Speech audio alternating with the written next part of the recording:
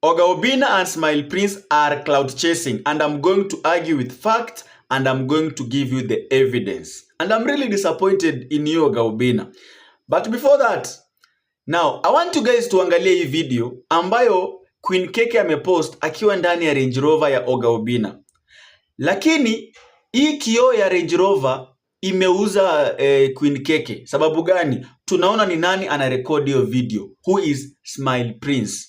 Ukiangalia vizuri hiyo siku Smile Prince alikuwa amevaa white and black chini. Sawa sawa? Na ukiangalia kwa hii kioo ya Range Rover unaona white and black. So huyu ni Smile Prince anarekodi bibi yake ama demu yake akiwa ndani ya Range Rover.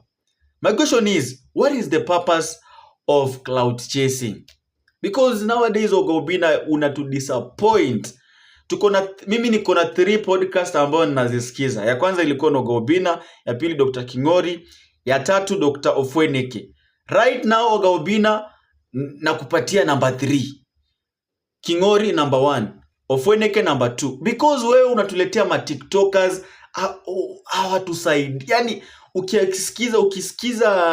ukisikiza conversation as add up ma cloud chase mingi, mtu ni virgin, yani wana cloud it is no, yani squeeze haiko interesting. Kuna kitambo ulikuwa unaleta watu wa maana akina Miguna nilikuwa nakaa hapo 3 hours nikisikiza content.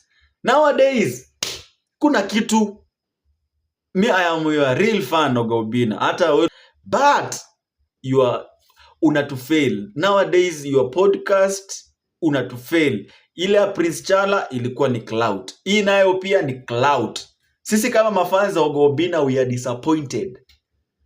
Wewe ni brand kubwa, cloud ni ya nini jemeni? Unless you are pushing your music.